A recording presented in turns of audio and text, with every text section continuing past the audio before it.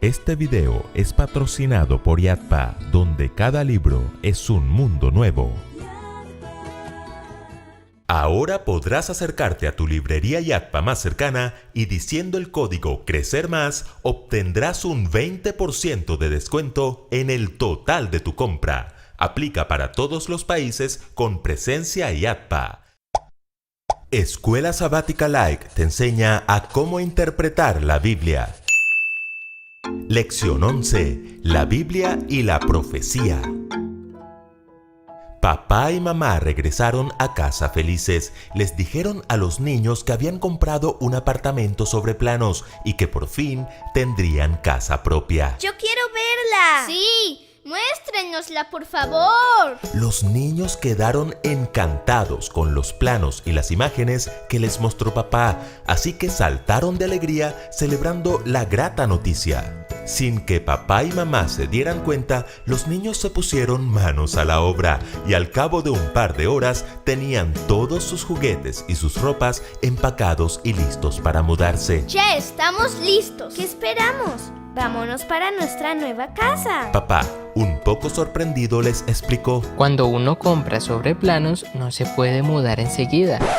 Hay que esperar a que el edificio esté construido. Un poco decepcionados, los niños desempacaron todas sus cosas. Al verlos tristes, mamá les preguntó qué les pasaba. ¿Cuántos años tendremos que esperar para mudarnos? ¿Y si empiezan a construir cuando estemos viejitos? No, hijitos, el edificio aún no está listo, pero ya lo están construyendo. Para tranquilidad de ellos, papá organizó una visita a la obra y los niños pudieron ver enormes máquinas y muchísimos obreros construyendo el edificio. ¡Wow! ¡Está quedando fantástico! Espera, las imágenes que nos mostraste parecen unas fotos. ¿Cómo saben cómo va a quedar? Porque así lo diseñó el arquitecto, y aunque no esté construido, todos están siguiendo un plano, y el edificio quedará tal como se los mostré. Algo parecido ocurre con la profecía bíblica. El enfoque preterista afirma que todas las profecías se cumplieron en el pasado, que son como un edificio que ya fue construido y que no tenemos más nada que esperar de dichas profecías. El enfoque futurista, por su parte, señala que la mayoría de las profecías están en un futuro lejano, que son como un edificio que aún no ha empezado a construirse y que nadie sabe a ciencia cierta cuándo ocurrirá. Pero la manera correcta de interpretar la profecía bíblica es a través del enfoque historicista, ese que entiende que las profecías son como un edificio en construcción, que se han cumplido a lo largo de la historia, se siguen cumpliendo en el presente y terminarán de cumplirse en el futuro con el maravilloso final que Dios, el arquitecto celestial, ha establecido en los planos proféticos que se nos muestran en la Biblia. Así que la pregunta de esta semana es: ¿qué elementos nos ayudan a interpretar correctamente la profecía bíblica? En primer lugar, el principio día por año. Una de las claves interpretativas del historicismo es el principio de día por año, es decir, que un día en la profecía por lo general equivale a un año en el tiempo histórico real. En Ezequiel 4:6, por ejemplo, hay una profecía simbólica sobre el castigo de la nación de Israel, y allí se muestra a Dios diciéndole al profeta: 40 días, un día por cada año. Pero ¿podemos aplicar el principio día por año a las profecías de tiempo apocalípticas? Sí, especialmente en los siguientes casos. Cuando el periodo de tiempo se encuentra insertado entre elementos simbólicos. Es decir, cuando en la profecía se habla de bestias, cuernos, etc., y sabemos que esos elementos no deben interpretarse de manera literal, ¿por qué considerar literal el tiempo mencionado? Si ese periodo de tiempo está rodeado de símbolos, también debemos entenderlo como un símbolo. Cuando los acontecimientos anunciados encajan en periodos de tiempo más largos que los indicados.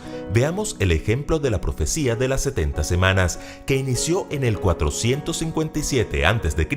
con el decreto del rey Artajerjes para restaurar Jerusalén. Esta profecía señala exactamente el momento del bautismo y crucifixión de Cristo. Si tomáramos esas 70 semanas como literales, no encajarían en la historia. Tendríamos que ubicar a Jesús en el 455 a.C., es decir, tendríamos que ubicar su bautismo y su muerte antes de su nacimiento, y eso obviamente no tendría ningún sentido. Solo cuando convertimos esas 70 semanas en 490 años, aplicando el principio bíblico de día por año, vemos el cumplimiento exacto de esta profecía. Y cuando no están expresados en forma habitual, nadie le dice a su novia: me casaré contigo dentro de 2300 tardes y mañanas. ¿Qué? Tampoco le dice: y tendremos hijos dentro de tiempos y medio tiempo. ¿Qué te pasa? Bueno, y si a alguna de ustedes le dicen eso, creo que debería empezar a preocuparse. Lo cierto es que cuando la Biblia quiere señalar años literales, pues dice años y punto. Pero cuando la Biblia menciona un tiempo en expresiones tan poco comunes como tardes y mañanas, o tiempos y medio tiempo, muy posiblemente debamos entenderlo de manera simbólica. En segundo lugar, la identificación de los símbolos. La profecía apocalíptica tiende a ser simbólica y figurativa, pero no es para que cada quien le dé la interpretación que quiera. Debemos interpretar esos símbolos a la luz de la Escritura. En Daniel 2 vemos una estatua con metales sucesivos. En Daniel 7 y 8 vemos bestias y animales sucesivos. ¿Es esto un misterio?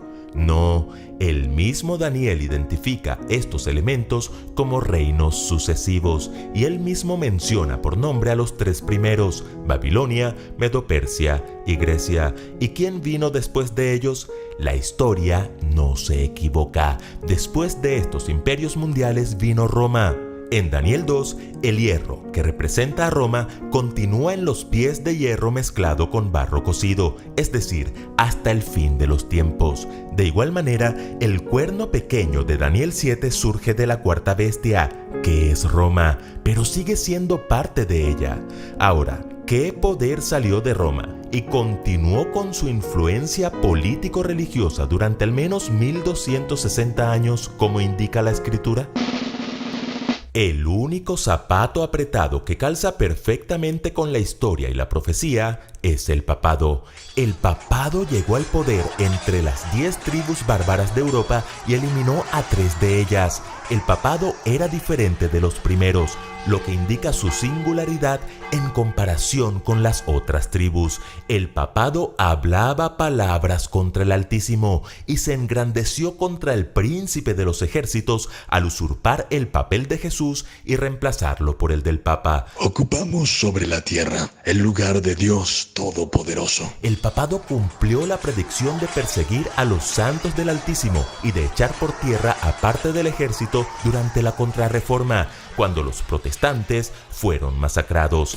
El papado procuró cambiar los tiempos y la ley al eliminar el segundo mandamiento y cambiar el día de reposo del sábado al domingo.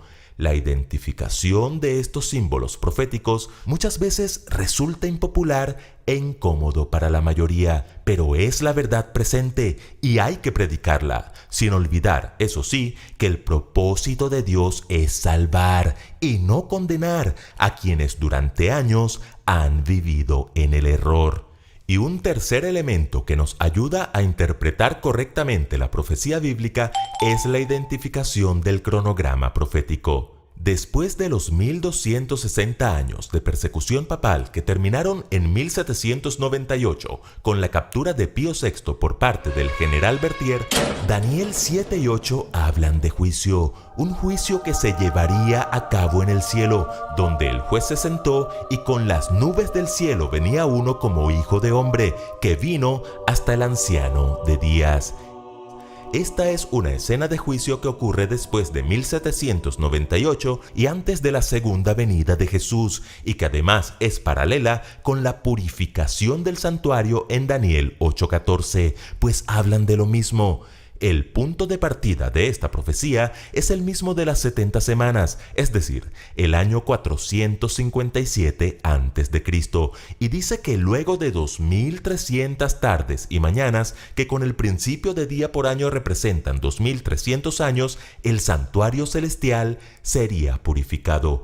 Y cuando avanzamos 2300 años a partir del 457 a.C., llegamos al año 1844 de nuestra era. La profecía indica que ese año comenzó la purificación del santuario celestial, el momento culminante de la intercesión de Cristo en favor de su pueblo, la revisión de los nombres escritos en el libro de la vida. ¿Lo notan? Así como los niños constataron con sus propios ojos el progreso de la obra, el progreso de la profecía bíblica se está desarrollando delante de nuestros ojos. Y cuando miramos los planos de ese gran edificio, nos damos cuenta de que solo faltan unos pocos ladrillos para que la obra concluya. Estamos en los últimos días de la historia de este mundo y debemos prepararnos para mudarnos a nuestro verdadero hogar. En este mundo no somos más que peregrinos, como lo fue Abraham, quien por la fe, siendo llamado, obedeció para salir al lugar que había de recibir como herencia y salió sin saber a dónde iba. Por la fe habitó como extranjero en la tierra prometida como en tierra ajena, morando en tiendas con Isaac y Jacob, coherederos de la misma promesa, porque esperaba la ciudad que tiene fundamentos, cuyo arquitecto y constructor es Dios.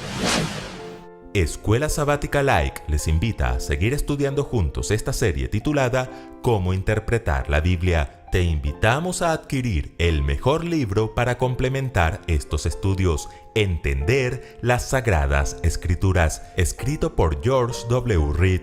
Adquiérelo en IATPA Librería. Visita tu librería más cercana. Ahora podrás saber cuánto aprendiste con el test Nivel Caleb. Espéralo, suscríbete y comparte. Recuerden que juntos podemos crecer más.